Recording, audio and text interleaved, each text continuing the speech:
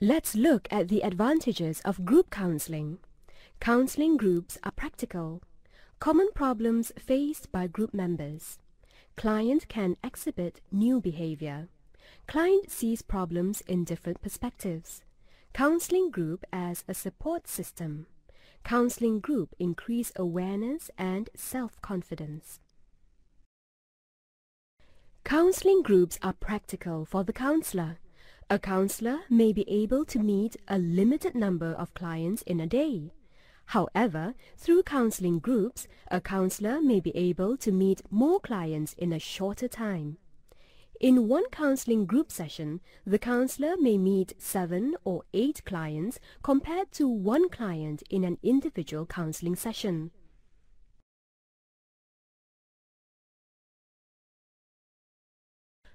Common problems faced by most students are relationship or interpersonal problems.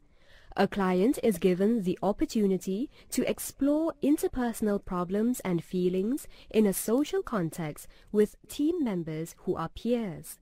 Feedback given by peer group is more influential compared to the advice given by the counselor. Counseling groups become a micro-society whereby client experiences peer pressure and social influence.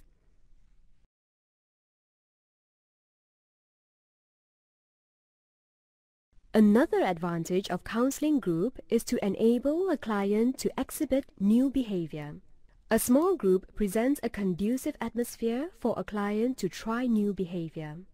A client can rely on group members to give support and feedback on a new behavior.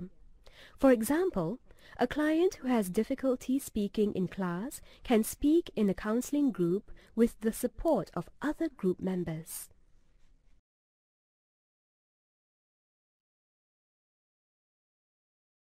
An advantage of counseling groups is the ability of the client to see problems in different perspectives. It is difficult for a client to see his problems in the right perspective. With the assistance of the counselor, a client will realize that other people also face the same problems. Counseling group allows clients to explore their problems and at the same time sharing their problems with others, thus allowing clients to exchange information with each other.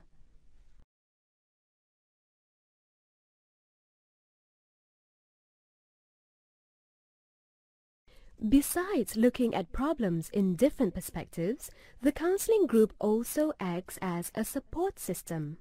The feeling of trust and respect for each other increase as group members share their problems and feelings with each other. This will create a support system for group members. The group then becomes a source of motivation and security for group members. Besides having the advantage of getting feedback from others, the client can also give feedback to help other group members. This will increase clients' awareness and self-confidence.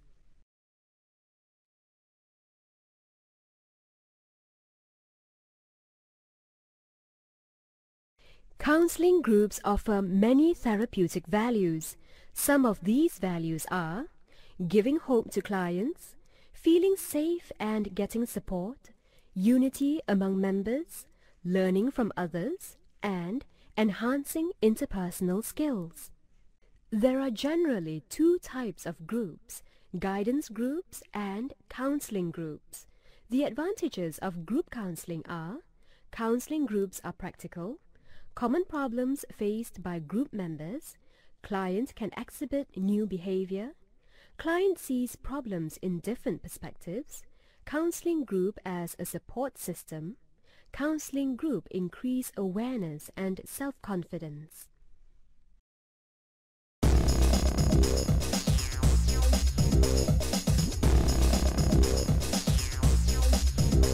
Attending is the process of giving full attention to the client with the purpose of understanding the client without bias. This can be achieved if the counselor listens actively to the message that is relayed by the client.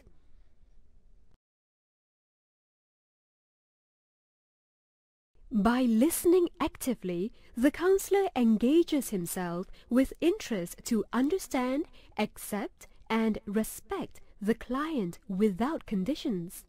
The counselor can use suitable body language and words as a sign that he understands the client's explanations. Besides using body language and words, there are also other characteristics that shows that the counselor is engaging in active listening. The counselor is patient and has an open mind. The counselor attends fully to the content and phrases used. The counselor focuses on the underlying meaning, feelings, and body language of the client. To be effective, a counselor needs to be able to differentiate orally the types of attending skills that are commonly used. Let's look at the different types of attending skill commonly used by counselor. Click on each button to know more. This includes short responses like yeah, uh-huh, or mm-hmm, which indicates agreement. By giving simple responses, the counselor is indicating that he or she is listening and following the conversation.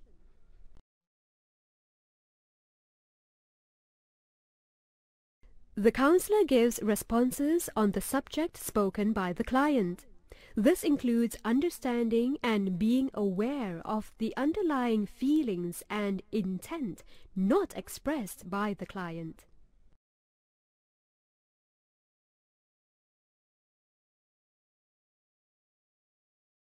This simple response is taken from the client's final remarks, which stresses on either a word or sentence which the counselor thinks is important.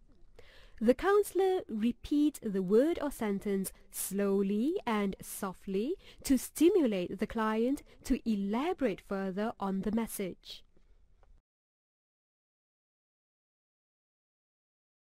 The counselor rephrases all important messages expressed by the client. Besides indicating that the counselor understands the message, the client can now see his thoughts, actions, and feelings from a different perspective. Let's apply the 4 types of responses in the 3 situations. Imagine that you are a counselor. Give your responses to each situation according to the 4 types of attending skills. Click on any button to proceed. My mom is giving me a lot of problems. Everything I do is wrong. Okay, carry on. My mom is giving me a lot of problems. Everything I do is wrong. You're angry that your mom likes to pick on you. My mom is giving me a lot of problems. Everything I do is wrong. You're getting bored. My mom is giving me a lot of problems. Everything I do is wrong. You're unhappy that your mom disagrees with the way you work. I have very few friends now. I used to have lots of friends when I came in. Yes, carry on. I have very few friends now. I used to have lots of friends when I came in. You're worried that your friends are staying away from you.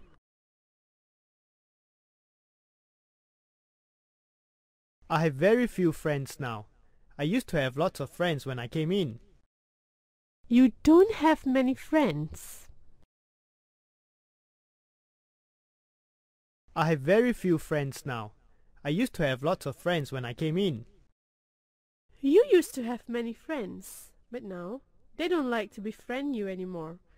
You're very disappointed with them.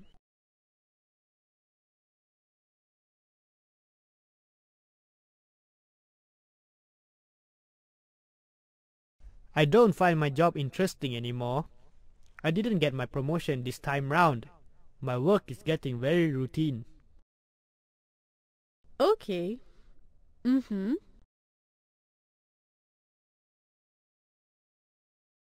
I don't find my job interesting anymore. I didn't get my promotion this time round. My work is getting very routine. You didn't get the promotion you've been waiting for.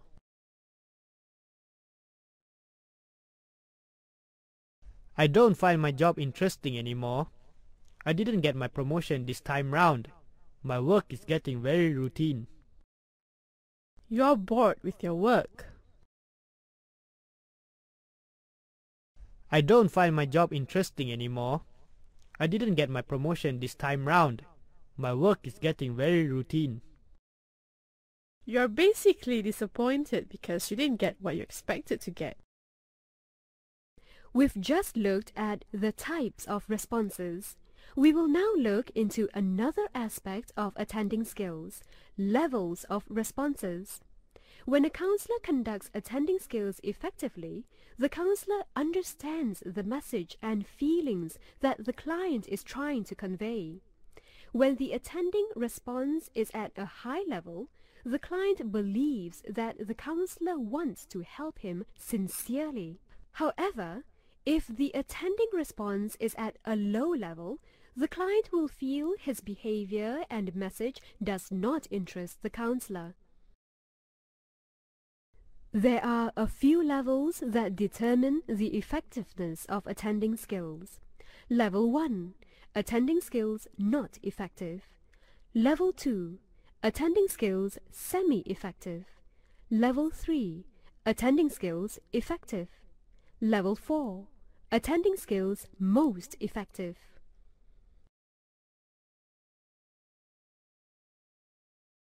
The counselor is not effective if he or she displays disinterest in the client.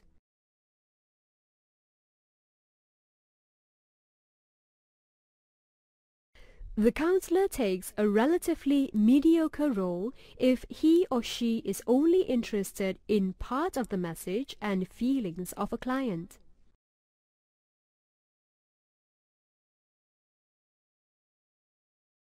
The counselor is effective when she or he shows full interest in the message and feelings of a client. The client's message is well communicated and interpreted by the counselor.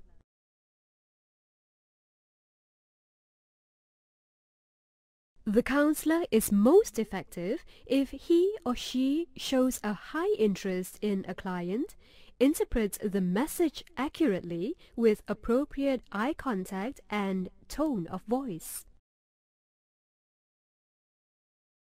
How effective is the counselor in the following situations? Click on the play button to view the video clips.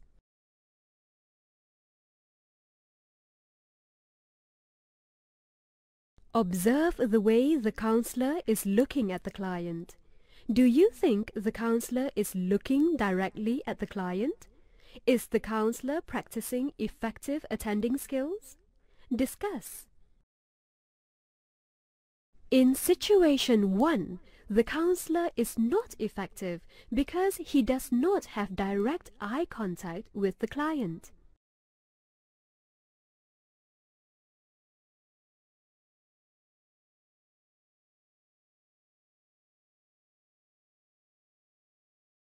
What do you think of the sitting posture of the counselor? Do you think he's showing an interest in the client? Discuss. In situation 2, the counselor is not that effective because he is not attending fully to his client.